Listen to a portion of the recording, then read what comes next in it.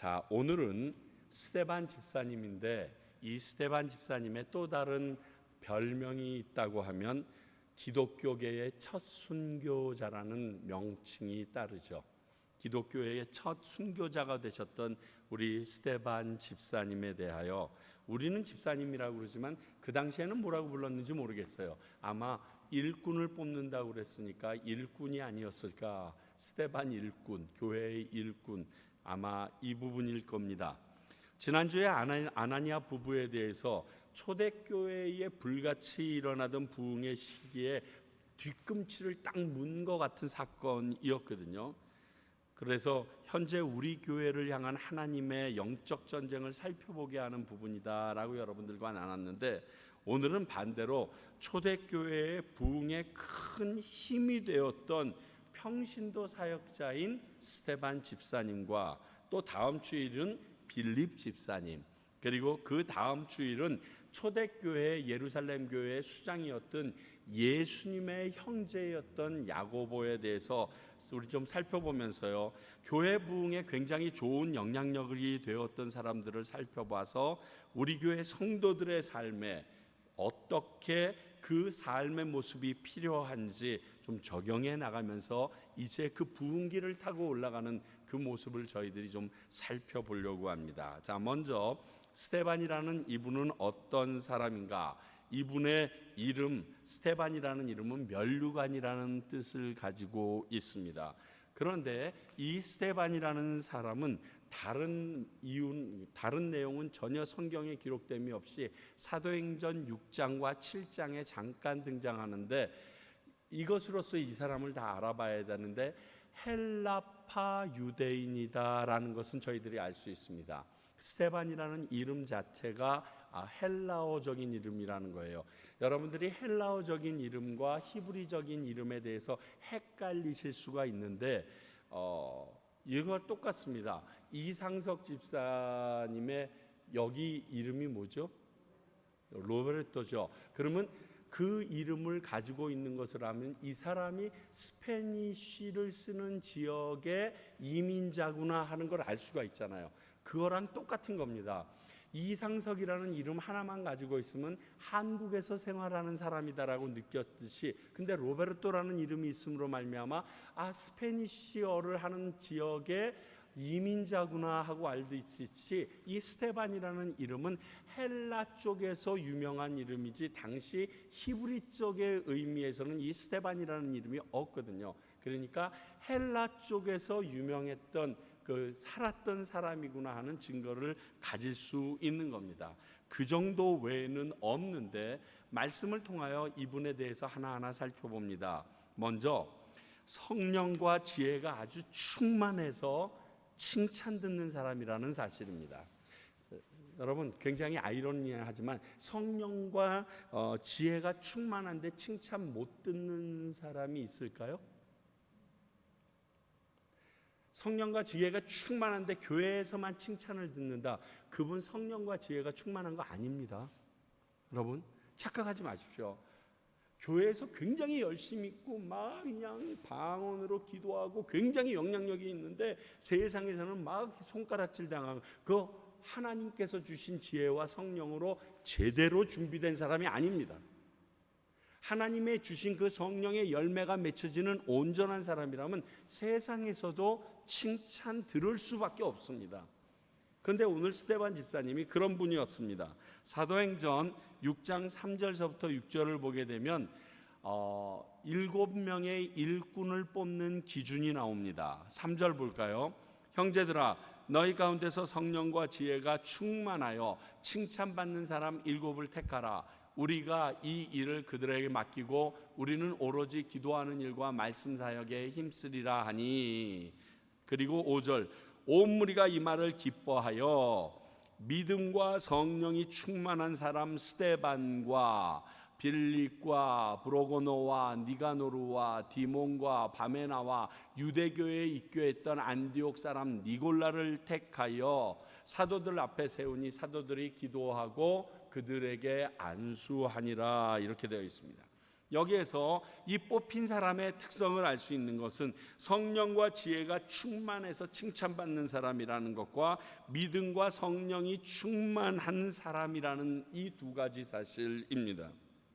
세상은 어떤 사람을 칭찬하는지, 그 선택하는지 그 기준점이 사실 불분명합니다. 회사에서 좋아하는 사람이 따로 있고요. 그리고 삶 속에서 새롭게 선택되는 사람이 따로 있습니다. 근데 보편적인 칭찬에도 각 나라마다 한계가 있어요. 분기점이 너무 다릅니다. 근데 확실하게 하나님 나라에서 칭찬받는 이유는 오늘 분명히 나옵니다. 하나님 나라에서 칭찬받으려면 지혜와 성령이 충만하고 믿음이 있어야 됩니다.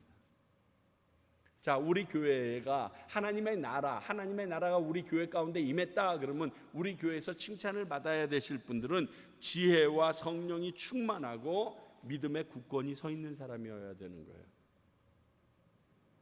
저 사람이 헌금을 되게 많이 해. 저 사람이 열심히 아침부터 저녁 늦게까지 봉사해. 이것은 이 일들이 밖으로 드러난 형태로 나오는 겁니다.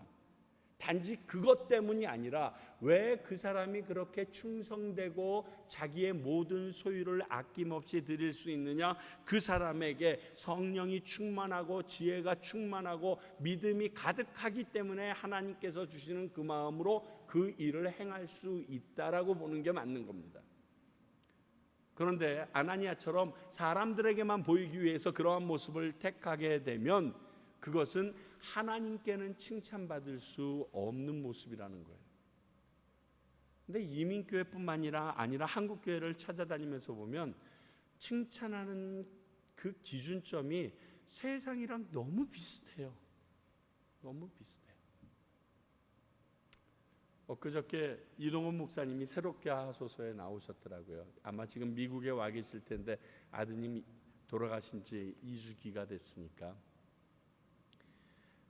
아들이 대장암 4기 말기가 돼서 죽게 생겼는데 살려달라고, 그리고 살 것 같아서 막 기도했는데 점점 악화되니까 그 다음에 우리 목사님 머릿속에 딱 들어오는 소식이 이거더래요. 아니, 얘가 이러다가 죽으면 하나님께 갈 준비는 됐나? 라는 생각에 갑자기 확 엄습해오는 두려움이 있더라는 거예요. 그래서 아들에게 전화를 해서 물었대요. 혹시 하나님이 널 꼭 살려줄 거라고 믿어 의심치 않지만 혹시 널 데려가신다 그러면 너는 갈 준비가 되어 있니? 약간 기다린 후에 웃으면서 얘기하더래요. 아빠, 난 지금 죽어도 하나님 앞에 갈 수 있도록 준비가 다 되어 있다는 거예요. 그러면서 목사님이 이렇게 고백해요. 나는 내 아들의 잘난 점을 보고 칭찬하고 좋아했다는 거예요. 변호사였고 남들이 들어갈 수 없는 최고급 회사의 로펌에 들어가서 그 열심히 다 최선을 다해서 사역하고 아버지의 설교를 전부 다 번역해내고 하는 이 일에 인하여 자기 아들을 너무너무 자랑했는데 하나님 나라의 자랑은 그게 아니라는 것을 깨닫고서 그 다음부터 이 아이가 하나님 나라에서는 어떠한 존재로 있을까에 대한 생각에 꽂히기 시작했다는 거예요. 그래요. 세상에서는요, 세상이 보기에 아름다워 보이기만 하면 어느 정도 능력이 있고 어느 수준에만 올라서 있다 그러면 같이 박수를 쳐줍니다. 어디에서도, 교회에서도. 그런데 하나님의 나라에서는 그 방법으로 칭찬하거나 박수치지 않는다는 사실을 오늘 스데반을 통해서 다시금 알려줍니다. 우리는 흔히 칭찬받는 일이 자신의 능력과 노력과 방법과 성품에 달려 있다고 보는 경우가 많습니다. 그래서 사람들에게 인정받으려도 하나님이 높이시지 않으면 인정받을 수 없다는 사실을 미처 깨닫지 못했습니다. 그렇지 않나요? 사람들에게 인정을 아무리 받으려고 해도 하나님이 높여주시기로 결정하지 않으면 그 사람은 높임을 받지 못해요. 그래서 우리 누가복음 11장 같은 데 보게 되면 야, 너 사람들이 모이는데 윗자리에 앉지 말아라. 밑에 앉아 있다가 나중에 올라가는 게 낫지. 나중에 네가 스스로 겸손하면 내가 높인다 얘기하십니다. 뿐만이 아니라 베드로전서 5장 6절 보겠습니다. 그러므로 하나님이 능하신 손 아래서 겸손하라. 때가 되면 너희를 높이시리라. 누가? 하나님이 높이신다는 건데, 이게 단순히 하나님의 나라에서, 하나님의 공동체에서 높인다는 뜻이 아니에요. 이 땅에서도 이 방법을 쓰시겠다라고 얘기하시는 겁니다. 이런 것을 간증하시는 분들을 참 많이 보거든요. 정말 그렇습니다. 사람이 높아지려고 노력하면 사람들이 높다고 박수 쳐줍니까? 그거 알잖아요. 그 거만함, 그 삐죽거림, 그리고서 그래 너 잘났어 그러면서 뒤에서 욕하잖아요. 그런데 아닌 사람인데 높일 수밖에 없는 사람들이 있잖아요. 하나님이 높이시려고 하면 사람이 낮추려고 해도 낮아지지가 않아요. 세움을 받아요. 반대로 내가 여러 방법과 노력을 다해서 열심히 섬기고 일해도 칭찬받지 못함은 하나님, 즉 성령과 지혜의 충만함과 직결된 상황이라는 걸 깨달아야 돼요. 왜 내가 이 정도면 높아져야 되는데, 이 정도면 사람들에게 인정을 받아야 되는데 왜 못 받지? 그것은 하나님과 관계에 직결되어 있는 문제라는 거예요. 하나님과의 관계에 내가 문제가 생긴 거예요. 성령이 나에게 충만하지 못하고 하나님의 지혜로 내가 가득 차 있지 못하고 내가 믿음이 흔들리고 있는 것과 하나님이 높이시지 않는 것과 일맥상통하는 내용이 있다는 거예요. 두려워하셔야 돼요.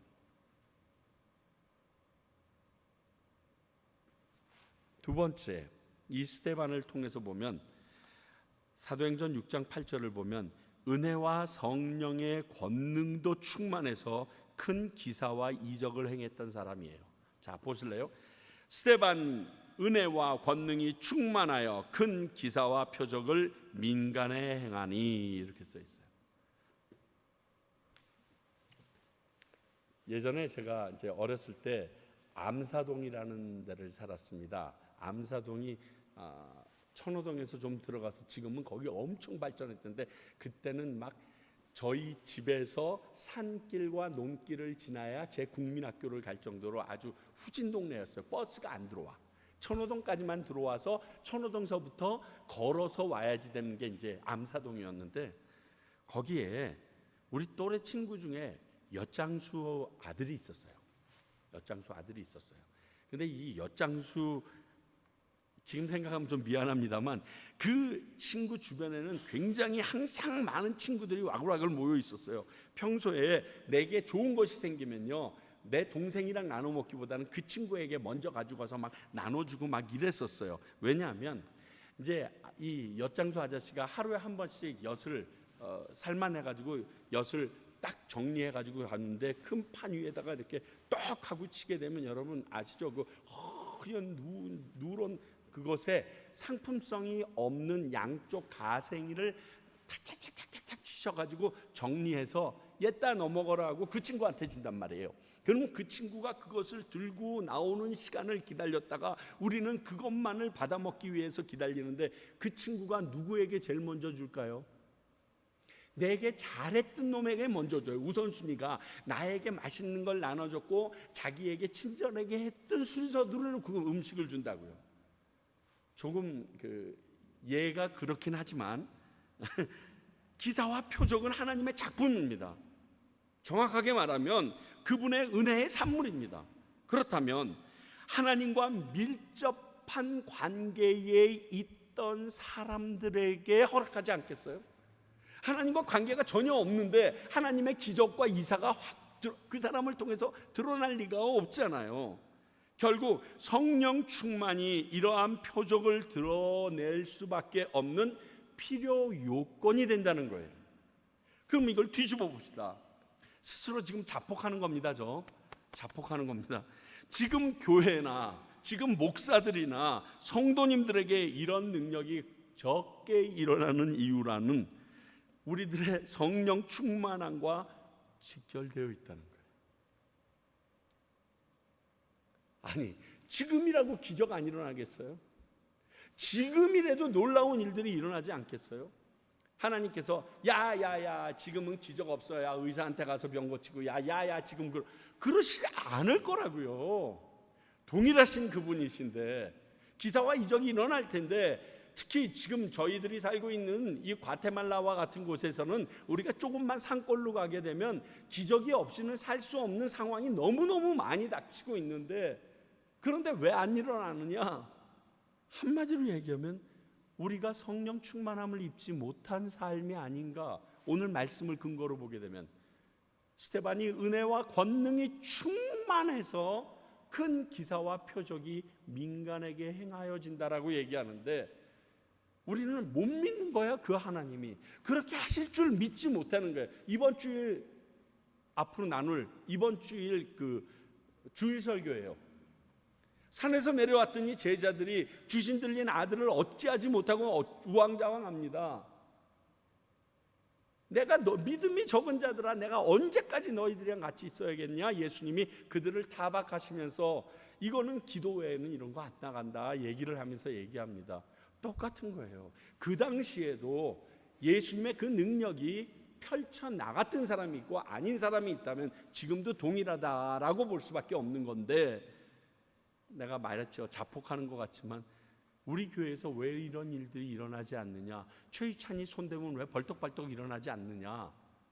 이것은 나의 하나님에 대한 믿음과 성령 충만의 문제가 있다라는 사실을 보여주는 것 같다는 겁니다. 여러분 아셔야 돼요. 왜? 성경이 그렇게 말하고 있으니까. 반드시 그렇다고 얘기할 수는 없어요. 왜? 하나님께서는 병을 안 고치심으로 말미암아 일하시는 경우도 있고, 그 일을 그렇게 당신의 방법으로 해결하지 않음으로 해결할 수도 있잖아요. 그러니까 그 스데반 같은 사람도 살리지 않고 죽이셨죠. 그런 일, 바울 같은 사람도 살리지 않고 참수해서 죽게 하셨죠. 그러니까 그런 일이 있기는 하지만 우리에게 정말 이러한 능력에 대한 믿음이 있는가? 이것은 내 성령 충만의 역량과 역할이 있다는 거죠. 세 번째, 우리 스데반 집사는 다른 사람이 능히 당하지 못할 성령과 지혜로 말을 할 줄 아는 사람이었어요. 이게 사도행전 6장 9절에서부터 11절까지 나오는데요. 한번 보시죠. 이른바 자유민들, 즉 구레네인, 알렉산드리아인, 길리기아와 아시아에서 온 사람들이 회당에서 어떤 자들이 일어나 스데반과 더불어 논쟁할세, 스데반이 지혜와 성령으로 말함을 그들이 능히 당하지 못하여 어떻게 안 하고요? 사람들을 매수하여 말하게 하되 이 사람이 모세와 하나님을 모독하는 말을 하는 것을 우리가 들었노라 하게 하고. 참 대단하신 것 같아요. 그리고 이 분이 설교한 구약을 정리한 내용이 사도행전 7장이에요. 그러니까 구약을 여러분들이 제대로 알고 싶으시면 사도행전 7장을 딱 읽으시면 너무 간결하고, 당시에 히브리인 중에 히브리인들도 찍소리하지 못하게 너무 깨끗하게 적혀져 있어요.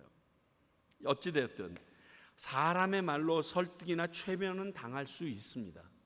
그런데 변화는 일어나지 않아요. 이거랑 똑같아요. 우리가 잘 듣는 유행가 가수들의 노래로 우리 감동받아서 눈물도 흘립니다.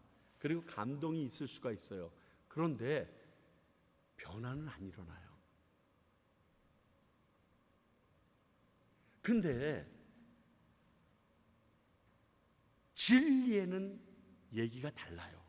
자, 진리의 말씀에는요 허점이 없어요. 그러나 진리가 아닌 말에는 허점이 반드시 있기 때문에 그 말로 인해서 자신이 넘어지거나 자신에게 족쇄가 되는 상황이 이를 수밖에 없게 됩니다. 성령은 진리의 영입니다. 그러므로 허점이 없습니다. 그러므로 그 성령을 통하여 하는 말에는 공격할 게 없는 거예요. 그리고 그 능력의 말이 그에게 들어가서 안에서 요동치기 시작하는 거예요.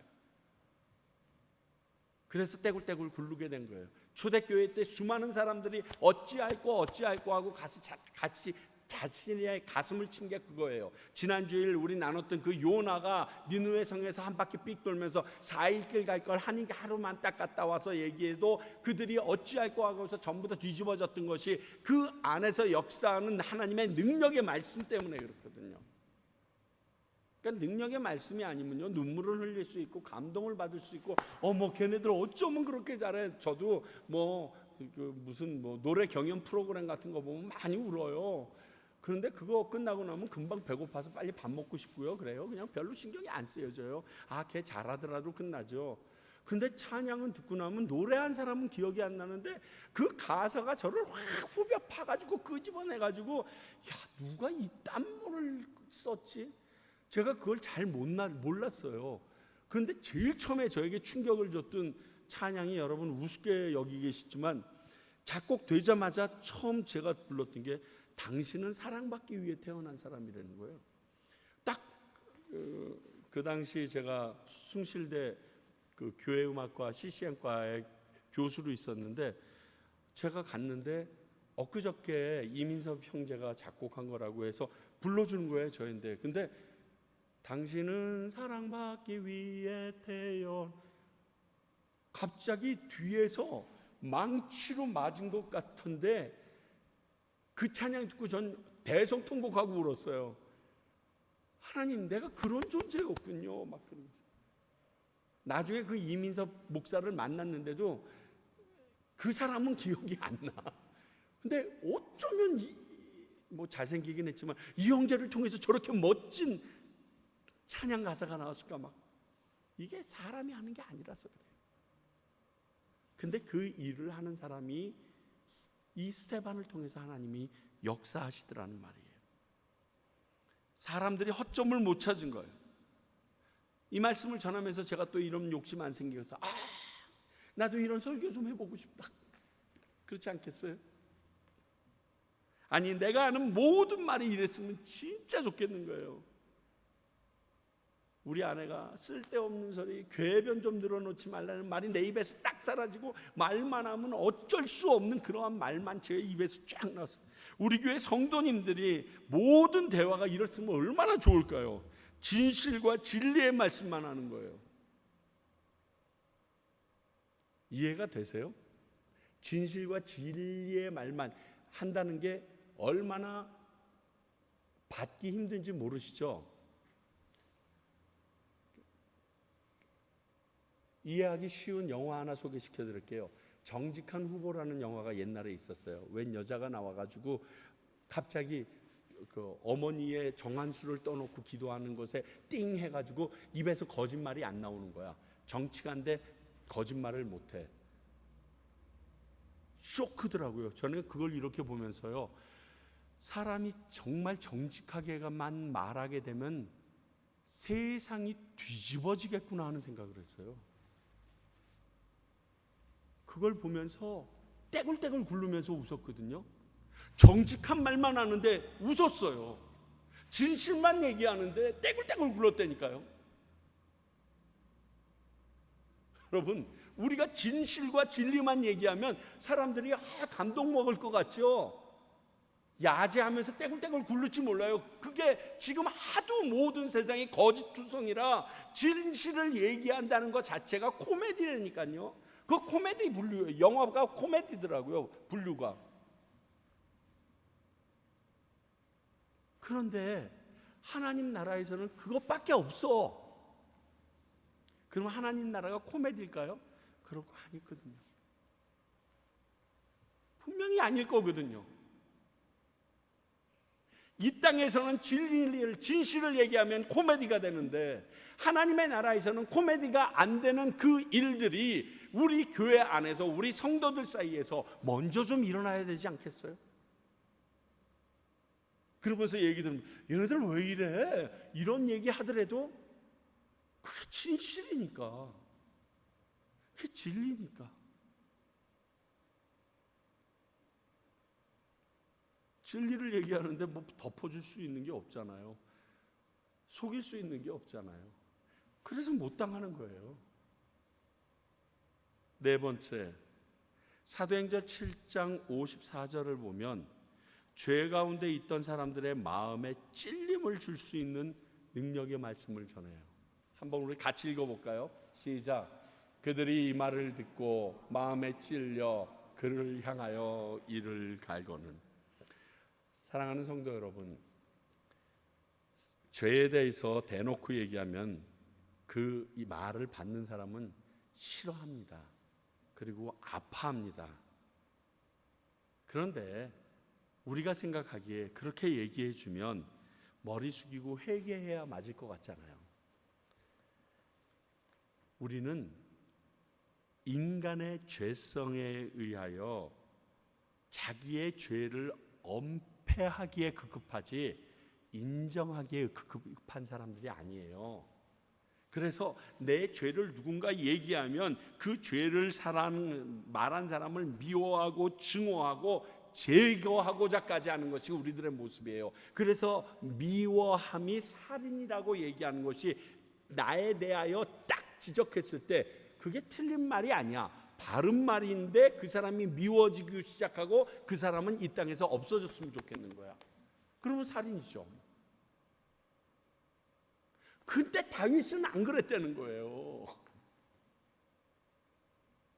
그러니까 제가 여러 번 이 부분에 대해서 다윗에 대해서 얘기했는데 나단 선지자가 와가지고 몇 마디 얘기했는데 그 자리에서 내가 하나님께 죄졌다라고 얘기하는 것은 애지간한 인간으로서는 하기 어려운 행동이에요. 여러분, 그게 아무나 할 수 있다라고 생각하지 마세요. 누가 내가 그게 죄인 걸 알았는데 다른 사람에게 들켜지지도 않았는데 죄입니다라고 자복할 수 있는 건요, 이건 사람의 힘으로 하는 게 아니에요. 하나님께서 주신 마음에 자기가 이끌려서 나가서 그렇게 자빠져야지 이게 말해서 되는 게 아니에요. 사람들이 뭐라고 얘기하는 부분 중에 제가 가슴 아팠던 게 오카는 목사님이 한국교회 선교 100주년 기념대회가 있었어요. 그 선교 100주년 기념대회 때 나가서 그랬었거든요. 내가 죄인입니다 그랬었어요. 내가 교인들을 제대로 못 양육했고 제가 제대로 못했기 때문에 목사인 내가 죄인입니다 그렇게 얘기를 했는데 그걸 가지고 여러 가지 말을 하더라고요. 근데 내가 보기에는 그거 쉽게 할 수 있는 일이 아니에요. 저놈만 없어지면 내 죄 아무도 모르는데 저거 제거해, 이게 인간의 본성이에요. 지금 그 본성이 그대로 나오는 거예요. 자, 지금 이 마음을 가진 사람들이 누군지 아십니까? 사내들린 공의회입니다. 사내들린 공의회라는 것은 우리가 알고 있는 국회의원의 영향력을 가지고 있지만 단지 국회의원의 영향력이 아닌 종교의회입니다. 이 사내들린 회원이 되려고 그러면 최소한 모세 오경 정도는 쌈 싸먹어야 되는 거예요. 다 외워야 되는 거예요. 히브리인 중에 히브리인들, 사두개인들, 자기들이 스스로 사독파라고 생각하는 이 어마어마한 사람들 원로 72명이 앉아 있는데 하나님의 말씀을 대해서 쭉 구약에 대해서 대언하고 얘기했는데 찔려요. 그러면 다윗도 알고 모세도 알고 수많은 에스겔도 알고 이사야도 알 텐데 무릎 꿇고 회개해야 될 텐데 뭐라고요? 그 마음을 가졌던 사람들이 죽이려고 그래요.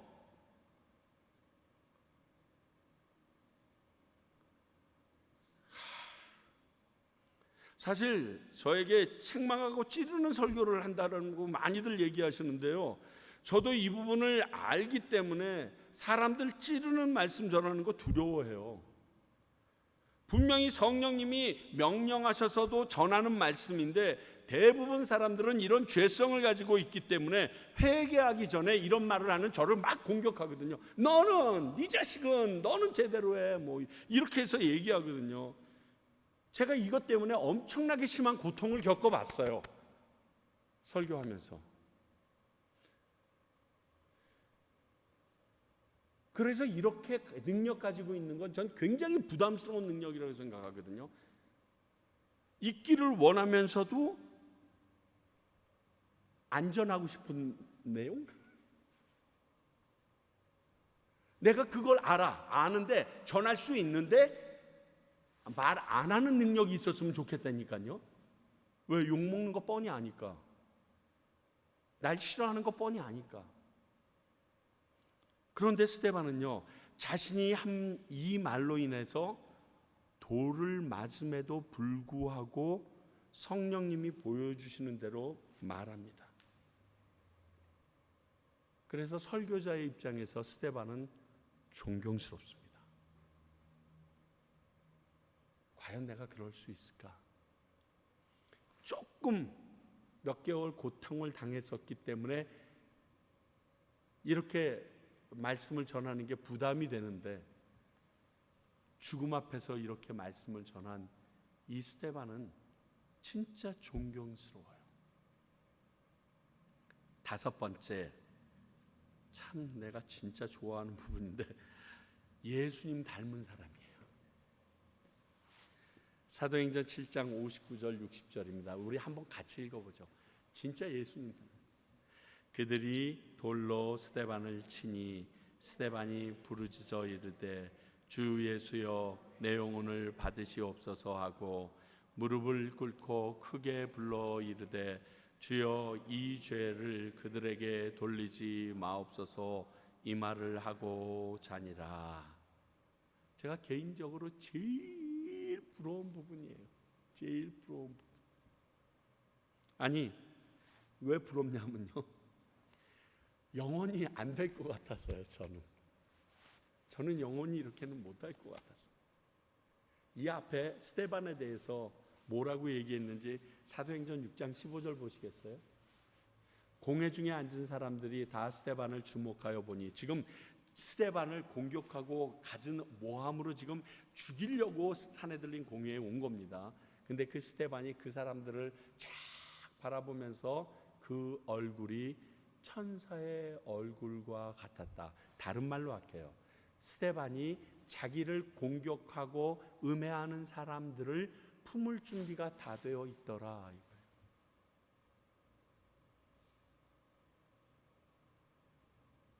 그 사람을 오히려 긍휼히 여기더라, 이런 말이에요. 근데 여러분 아셔야 될 게 있어요. 스데반이 우리랑 똑같은 성정을 가진 보통 사람이라는 사실이에요. 스데반이 예수님처럼 하나님의 아들도 아니었고요, 벌벌 날아다니는 사람도 아니었어요. 진짜 천사도 아니었고요, 우리랑 똑같은 사람이었어요. 그러한 스데반이 이 일을 행하였다는 사실이 그게 우리에게 주는 숙제예요. 의무예요. 자, 어떻게 하면 스데반은 이렇게 이 일을 감당할 수 있었는지 사도행전 7장 55절 56절에서 먼저 그 말을 하기 전에 스데반을 본 것들을 이야기합니다. 스데반이 성령이 충만하여 하늘을 우러러 주목하여 하나님의 영광과 및 예수께서 하나님 우편에 서신 것을 보고 말하되 보라 하늘이 열리고 인자가, 여기서 인자는 하나님의 아들입니다. 예수님을 얘기합니다. 본인을 얘기하는 게 아닙니다. 인자가 하나님 우편에 서신 것을 보노라 함되, 여러분 성경에서 예수님이 하나님 우편에 서 계시다는 말은 여기밖에 없어요. 다 하나님 우편에 앉아 계시다고 되어 있어요. 근데 여기에서만 하나님 우편에 서 계신 예수님으로 나옵니다. 지금 내 사랑하는 종 스데반이 죽게 생긴 거예요. 예수님이 앉아 있을 수가 없어. 이걸 봤어. 그러니까 다가올 영광이 얼마나 큰지 로마서에서 바울이 얘기한 것처럼 이거 이제 체득한 거예요. 나 지금 죽으면 저분에게 가는구나, 내가 가야 되는구나, 그걸 위하여 저분이 나를 맞이하기 위하여 서 계시구나, 이걸 본 거예요. 그러니까 죽음이 더 이상 두렵지가 않은 거예요. 그러니까 내가 이들에게 저분이 하나님의 아들이심을 선포해야 되겠다라는 그 생각 하나만 가지고서 니네들이 돌을 쳐서 죽여도 나는 너희들을 용서할 수밖에 없단다. 왜? 저 위에 서 계신 저분이 그렇게 했으니까 나도 저분을 만나기 위하면 그렇게 살아야 되지 않겠니? 지금 이거예요. 엄청난 능력이에요. 이게 대단한 거예요. 예수님도 십자가상에서 자신을 죽이고 조롱하는 자들을 위해서 말했던 마지막 능력과 같은 것이었어요. 용서의 능력이. 그러니까 제가 보기에 하나님께서 우리에게 주신 능력 중에서 제일 힘든 능력이 용서의 능력인 것 같아요. 한번 생각해 보세요. 용서가 됩니까? 꼭 이런 말 하나죠. 내가 다른 사람은 다 용서해도 뭐 이런 거 있고, 안 그러면 다른 일은 다 용서해도 뭐 못하는 용서 하나씩 있잖아요. 이렇게 딱 뭐 그게 자랑인 것처럼 다른 건 다 해도 난 이것만은 용서 못한다고 뭐 그러면서 그 용서 못하는 게 내 자랑이고 신주단지인 것처럼 굉장히 자랑스럽게 얘기하잖아요. 내가 죽어봐. 용서구 자식구가 어디 있어? 아무것도 안 남는데. 안 죽어보니까 그런 얘기들 하지. 옛날에 50 때 남산 한번 갔다 오면 사람들이 다 바뀌더라고요. 그런데 무슨 말도 안 되는 소리들을 하고 있어. 정말 저 이 능력은 받고 싶어요. 이 능력은 꼭 받았으면 좋겠어요. 하나님 앞에 가기 전에 이 능력은 좀 꼭 받았으면 좋겠어요. 두려울 게 없을 것 같아요. 근데 억울하게 그런 일을 당했던 상황만 생각해도 안에서 확 올라오니까 이게 지금 죽을 때까지 이거 해결이 안 되겠구나 걱정하고 있는 거예요. 근데 정말 받고 싶어요, 이 능력. 결국 그는 면류관이라는 이름에 합당하게 산 초대교회의 7 일꾼으로 기독교의 첫 순교자가 됩니다. 사랑하는 성도 여러분, 아셔야 할 게 있어요. 첫 순교자는 목사도 선교사도 아니고 평신도 사역자였습니다.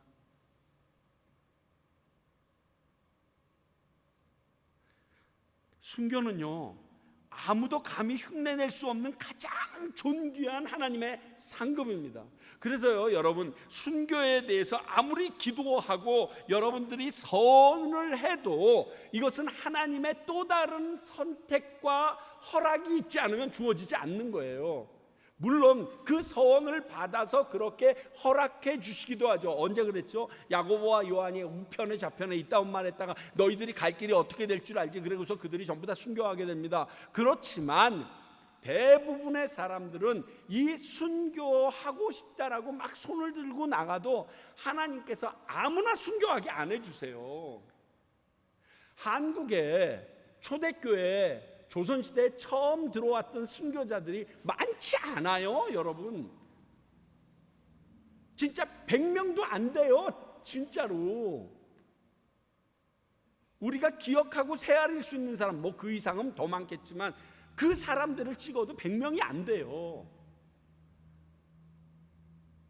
물론 우리나라가 6.25도 있었고 그 36년 동안 일제치하도 있었기 때문에 하늘나라 가면 하나님께서 순교로 인정하는 사람의 숫자는 우리가 생각한 것보다 수십 수백 배가 더 될 수가 있습니다.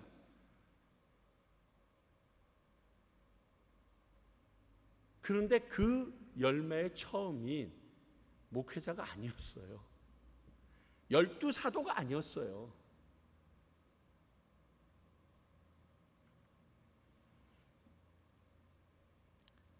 여기서 우리 또 하나 배우는 게 사람의 지위에 따라 열심에 따라 하나님이 상급 주는 거 아니에요. 그렇잖아요. 하나님이 그 상급을 선택해서 택한 사람들이 있더라고요. 이 과테말라 땅도 평신도인 나를 통해서 하나님이 바로 세우시고 아름답게 받으실 수 있다라는 소망을 여러분들에게 심어주는 사람이 스데반이에요.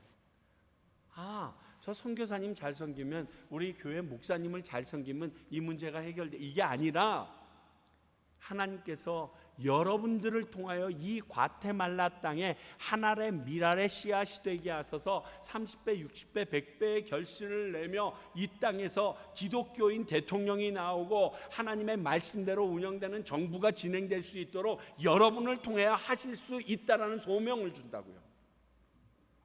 왜? 스데반이 그런 존재로서 일을 해서 감당했으니까. 그러면 결론은 정확합니다. 우리도 이런 삶을 살았으면 한다는 거예요. 아니, 살 수 있다는 겁니다. 우리 과테말라 한인들에게, 또 내 가족들에게, 그리고 직장의 동료들에게 하나님의 영향력을 끼치려면 우리도 스데반 집사님과 같이 이런 삶을 살아내야 합니다. 그래야 영향력이 있는 거예요. 쉽게 말하면 이렇게 말씀대로 살기 위해서 죽기를 마다 않고 주저함이 없이 행해야 되는 거예요. 그러면 우리를 통하여, 평강교회를 통하여 과테말라는 바뀝니다. 여기에 있는 한인들은 바뀝니다. 결국 이 사건으로 예루살렘 교회는 산지사방으로 깨어집니다. 8장 1절을 보면 이 사건으로 싹 다 도망가 버립니다. 그런데 8장 1절이요, 사도행전 1장 8절을 이루어주는 거라니까요. 정말 흩어지기 싫어서 예루살렘에 붙어 앉아가지고 나는 예루살렘 교회가 좋사오니 이렇게 했는데, 하나님께서는 1장 8절에서 너희는 저 성령이 너희에게 임하신 권능을 받아서 사마리아, 예루살렘과 온 유다와 땅끝까지 이르러 증인이 되라고 얘기했는데 그거 안 가고 나는 예루살렘 교회가 좋사오니 이랬다가 이 사건이 터지면서 8장 1절에서 싹 다 흩어버리십니다. 그래가지고 다음 주일 빌립 집사가 나오는 거예요. 사마리아까지 복음 전하는. 그래서 산지사방으로 흩어져서 불똥이 튀듯이, 아세요? 그 쌀이빗자루로 그 불 끄려고 하다가 이렇게 툭툭 튀자가면 그 사방으로 뛰어가지고 그 창고 안에 전부 다 불나는 것처럼 그렇게 일을 시작합니다. 스데반의 죽음이 바로 이 순교가 이 엄청난 일을 시작하게 합니다. 하나님의 계획이었던 거예요.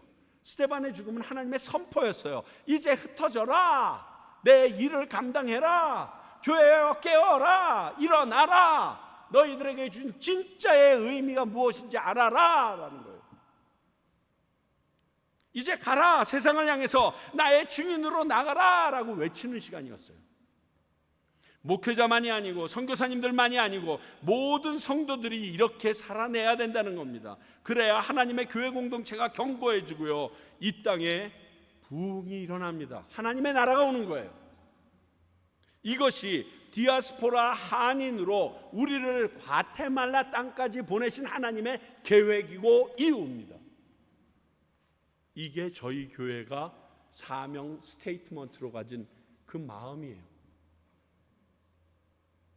하나님이 원하시는 한인 디아스포라 교회로서. 사랑하는 성도 여러분,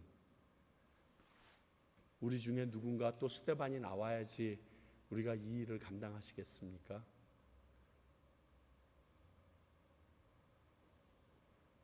만약 그렇다고 그러면 제가 그 스데반이 되길 원합니다 라고 나서실 수 있는 분 계세요? 저 빨리 손 들었다가 내렸잖아요. 나 시킬까 봐. 쉽지 않은 길이에요. 그러나 누군가 가지 않으면 이 일은 일어나지 않습니다. 예수님이 하나의 미랄로 돌아가셨을 때 온 땅에 구원의 역사가 있었듯이 어쩌면 우리가 알지 못하는 과테말라 땅에 이미 하나의 미랄이 있으셨었는지도 몰라요. 저는 하나의 미랄까지는 몰라도 그러한 일을 감당하겠다라고 기도하고 준비하는 평강교회는 되었으면 좋겠습니다. 하나님이 기뻐하실 것입니다. 기도하겠습니다. 하나님 아버지, 참 성경에 많은 부담스러운 사람이 나오지만 스데반 집사만큼 저희들의 신앙생활을 뒤흔들며 부담을 주는 사람은 많지 않습니다. 그런데 저희들이 외면할 수도 없고 피할 수도 없는, 그리고 닮아가야만 하는 그 모습이었기에 함께 나누고 생각해 봅니다. 내 머리에 지식으로 남지 않도록 그 스데반 집사님의 모습과 그 일들이 나의 삶 속에서, 나의 일상생활에서 기억나게 하셔서 조금이나마 따라 해보려는 흉내라도 내도록 우리에게 능력 주시옵소서. 하나님의 마음을 주시옵소서.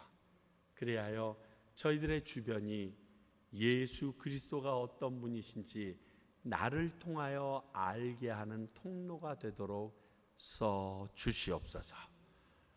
지금은 우리 주 예수 그리스도의 은혜와 하나님의 사랑과 성령님의 말씀하시고 깨닫게 하심이 오늘 스데반 집사의 모습을 보면서 정말 두렵고 떨리지만 하나님께서 맡기시면 감당할 힘을 달라고 구하는 주님의 귀한 백성들과 정말 이 땅 가운데 하나의 미달처럼 살아가길 원하는 평강교회와 또 지금 이 시간에도 복음을 들고 예수님을 알지 못하는 자들에게 이 복음을 전하시고 계시는 수많은 선교사님들을 위해 이제로부터 영원히 함께 하시기를 간절히 축원하옵나이다. 아멘.